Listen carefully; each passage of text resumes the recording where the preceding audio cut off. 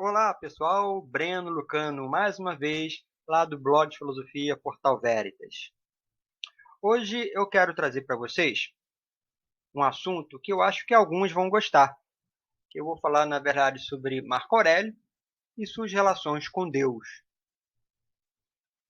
Vamos lá, vamos ver o que nós temos para apresentar. Antes de começarmos, eu só peço para que vocês assinem nosso canal para que você possa ficar acompanhando as atualizações. E compartilhe também o vídeo. Isso vai ajudar e vai fortalecer também a produção de novos conteúdos. Então assine mesmo e compartilhe à vontade os vídeos. Nós temos vários vídeos, inclusive sobre Marco Aurélio. Bom, o que nós temos hoje, então, para apresentar para vocês, como eu disse, é sobre, na verdade, Marco Aurélio e Deus, ou a divindade, ou os deuses. Na verdade, tanto faz. Marco Aurélio, ele muitas vezes, ele vai utilizar de várias expressões para falar a mesma coisa. Ora ele fala Deus, como se fosse um Deus pessoal, muito próximo daquilo que os cristãos entendem. Outras vezes ele vai se referir a deuses no plural, lembrando que ele veio de um mundo politeísta, onde Júpiter é o Deus supremo, e do qual ele é o sumo sacerdote, já que ele é o príncipe. E nós, às vezes, nós também temos que ele fala como natureza, né?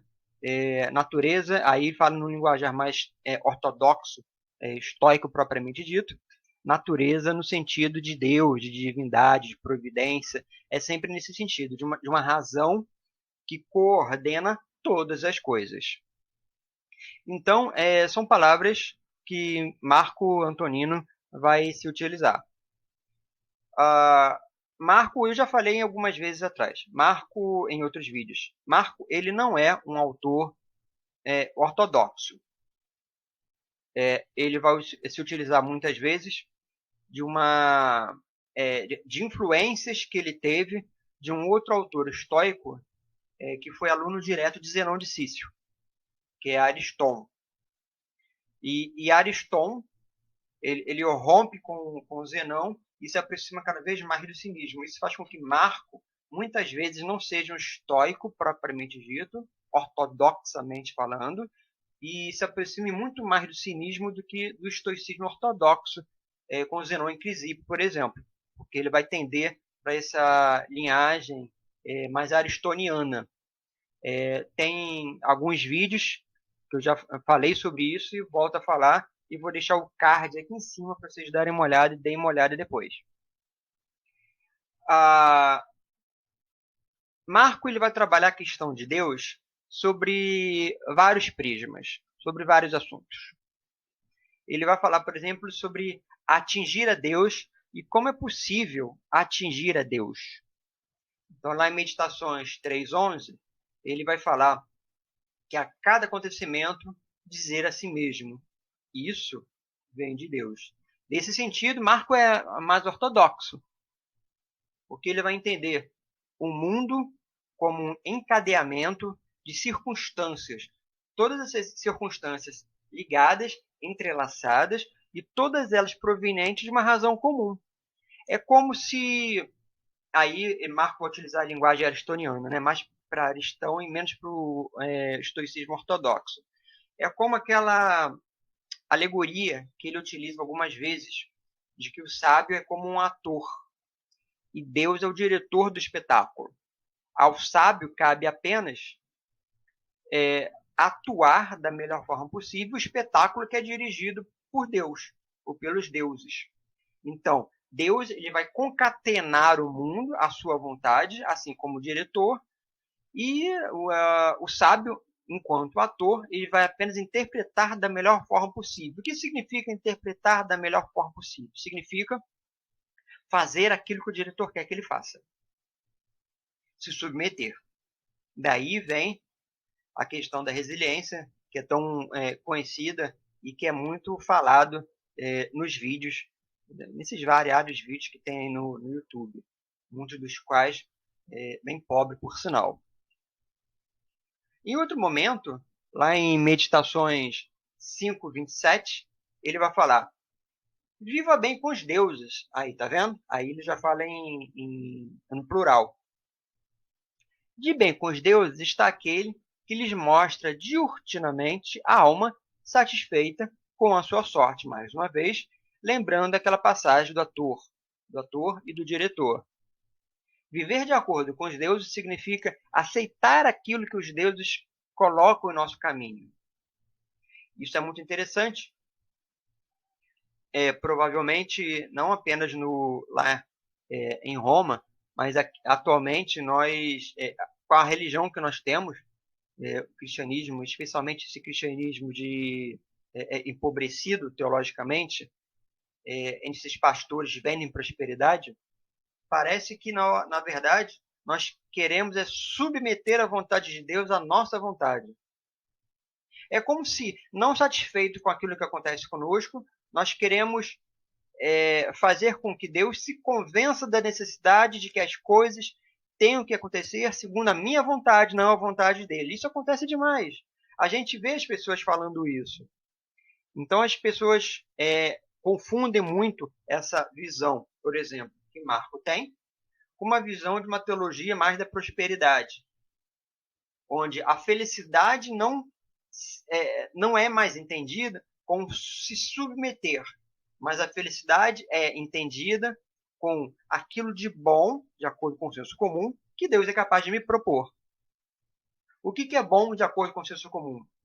De acordo com o mundo capitalista, financeirizado que nós temos, se eu tenho bons lucros, então isso é sinal de Deus. Se eu tenho um bom retorno financeiro de capital, isso é um bom sinal de Deus, é um bom presságio. Vocês percebam que não é a visão de Marco. Marco tem muito mais essa visão, na verdade, de se submeter. Marco apenas faz aquilo que o seu diretor quer que ele faça. Em outros momentos, um outro assunto que Marco trabalha é a questão de Deus, do Deus que há em nós. Por exemplo, lá em Meditações 6:10, ele vai falar: venero aquele que me governa, nele repouso e confio. Isso parece um salmo da Bíblia. Isso vai fazer com que esse tipo de passagem, por exemplo, lembrando que eu estou usando a tradução da Martin Claret, esse tipo de passagem fará com que muitos entendam que Marco é uma espécie de precursor do neoplatonismo, o que é um erro. Embora exista esse tipo de interpretação, assim como existe também a interpretação de que Marco, na verdade, ele possui um estoicismo mais próximo dos céticos, sendo leitor de Enesidemo, por exemplo, mas eu não compactuo com esse tipo de interpretação. Eu vou com a interpretação que os historiadores fazem de Marco, leitor de Aristão. Eu acho que essa é a mais acertada. E, especificamente, se nós entendermos que se Marco realmente for um neoplatônico, um precursor do neoplatônico, já que ele é anterior ainda a Plotino, isso parece realmente muito próximo dos Salmos. O cristão é aquele que se adentra em Deus. É aquele que, acreditando na promessa de restauração da união, nele confia. Nessa união que um dia foi perdida. Foi perdida no momento que aconteceu o pecado original. O pecado original produziu essa primeira cisão. Essa cisão, uma vez feita, separou, sem dúvida nenhuma, o homem da divindade. Daí a necessidade do Cordeiro de Deus, que vai remir todos os pecados, reconduzindo os homens a Deus. E isso parece um pouco essa história. Parece que Marco ele se aproxima, talvez, mais de um Deus cristão do que um Deus estoico.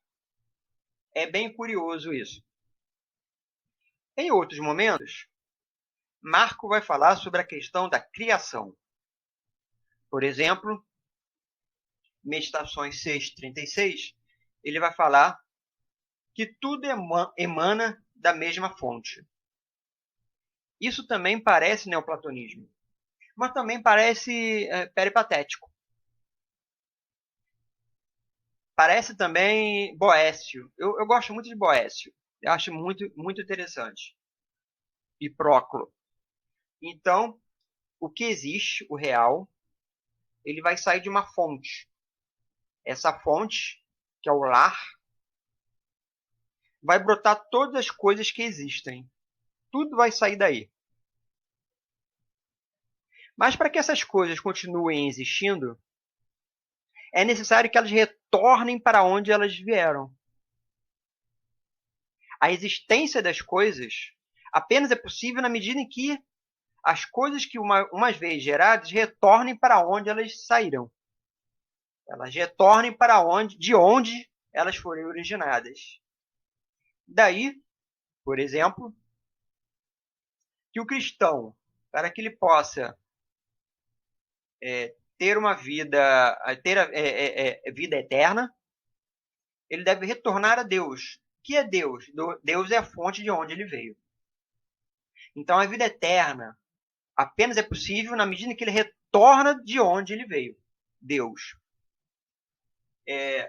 Marco parece que ele fala um pouco isso, embora Próclo, Boécio venham depois de Marco. E Marco parece que ele tem um pouco realmente dessa ideia. Todas as coisas que surgiram para a existência, é necessário que elas retornem. Mas aí também gera dúvida, né? Que Marco se faz muitas vezes. Esse retornar pode ser não no sentido metafísico, como nos cristãos, ou nos neoplatônicos.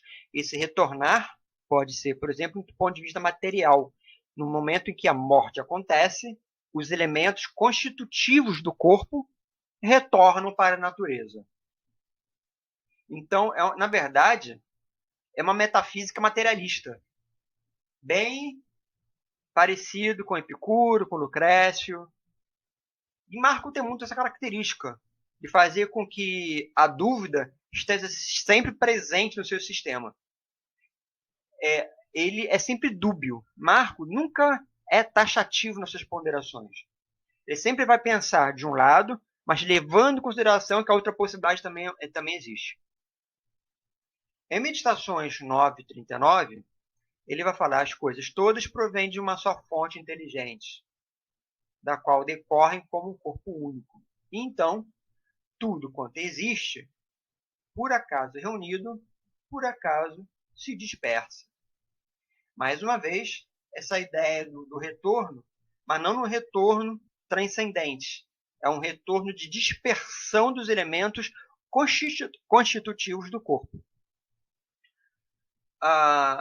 Marco fala outras coisas, por exemplo, né? Às vezes parece, por exemplo, que Marco ele fala de uma divindade que repousa no homem. Isso é mais estoico do ponto de vista ortodoxo, porque ele vai trabalhar com a ideia do hegemoníaco. Do ponto de vista estoico, hegemoníaco é aquele estamento dentro da psicologia estoica que, de acordo com a tonificação de sua estrutura, é capaz de fazer com que o homem tenha mais ou menos de virtude. Então, o hegemoníaco, que na verdade é o que de divino existe no homem, quanto mais tonificado, mais virtuoso será o homem. Quanto menos tonificado, mais vicioso será o homem. Então, a virtude e a felicidade, no final das contas, do ponto de vista estoico, da literatura estoica, vai depender do tônus. O tônus é a palavra importante para que nós entendamos a ética estoica. Bom, pessoal, por hoje eu fico por aqui. Mais uma vez, eu peço a vocês que assinem o canal e nos sigam, porque fica mais fácil vocês acompanharem nosso trabalho. Visite também nossa página, Portal Veritas, lá no Facebook, e também o portalveritas.blogspot.com, que é o nosso blog, onde todo o nosso material está lá, inclusive alguns textos sobre Marco Aurélio, que eu fui escrever no decorrer dos anos. Espero que tenham gostado. Encontro com vocês por aí. Até a próxima.